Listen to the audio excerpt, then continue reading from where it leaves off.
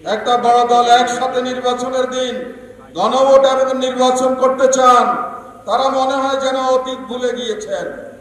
বাংলাদেশে একটি জাতীয় নির্বাচন হলে সকাল 8টা থেকে শুরু করে সন্ধ্যা পর্যন্ত ইলেকশন চলে। ভিতরে যারা ঢুকে এই সময়ের মধ্যে তারা রাত 8টা পর্যন্ত ভোট দেয়। তাহলে একটা কাজে যদি এত সময় যায়, আর একটা হচ্ছে গণভোট, সেটা যদি একই দিনে করে তাহলে কি একদিনে নির্বাচন হবে?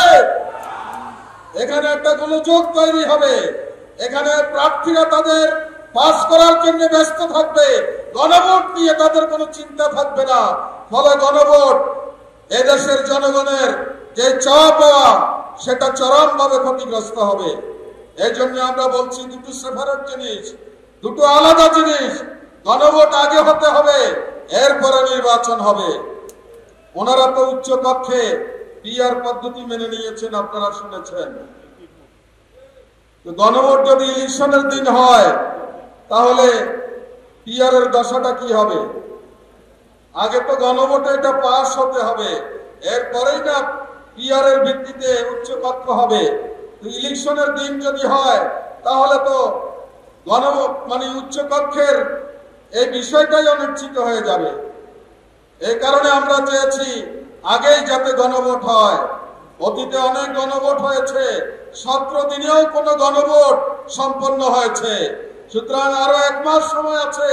এই সময়ের মধ্যে ডিসেম্বরের আগেই নভেম্বরের মধ্যে এই গণভোট সম্পন্ন করতে হবে। আমরা চেয়েছিলাম উচ্চ কক্ষ নিম্ন কক্ষে পিআর পদ্ধতি। ওনারা বলতেছিলেন যে পিআর পদ্ধতি না গিয়ে দেশের জনগণ বুঝে না। তো গত সপ্তাহে বললেন বুঝেন না, আর সনদে স্বাক্ষর করার মধ্য দিয়ে উচ্চ কক্ষে পিআর মেনে নিলেন। পাবলিক কি মনে করবে আমাদেরকে? এটা তো কোনো দায়িত্বশীল সুলভ কথা হলো না। উচ্চ কক্ষে সংসদ সদস্যদের আনুপাতিক হারে সেখানে উচ্চ কক্ষে সদস্য নির্বাচিত হবে। আমরা বলছি যে জনগণের ভোটে আনুপাতিক হারে সংসদ সদস্য নির্বাচিত হবে।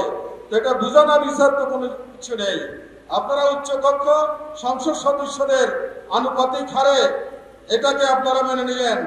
আমরা যেটা বলেছি এটাই ছিল বাস্তব। কারণ এটা হলে বাংলাদেশের অধিকাংশ রাজনৈতিক দল জাতীয় সংসদে তারা যেতে পারবে। 1% ভোটে যদি কেউ পায় তাহলে তারা 3টা আসন জাতীয় সংসদে পাঠাতে পারবে। ওনারা এটার বিরোধিতা করেন কি জন্য আমরা এটা বুঝি না। তবে মনে হয় যে অতীতে যেভাবে 3টা দল জাতীয় সংসদে একক আধিপত্য বিস্তার করেছিলেন, নিজের খেয়াল খুশিমতো দেশ চালিয়েছেন, জনগণকে দাবার গুটির মতো ব্যবহার করেছেন, এখন যদি পিআর পদ্ধতি নিম্ন কক্ষে হয় তাহলে অনেক দল সংসদে আসবে, তারা ইচ্ছা করলেও অনেক কিছু করতে পারবে না, জনগণকে বোকা বানাতে পারবে না, সংসদেই প্রতিবাদের মুখে পড়বেন। তাদের এই স্বপ্ন নষ্ট হয়ে যাবে। এই কারণেই তারা নিম্ন কক্ষে পিআর মেনে নিতে চান না।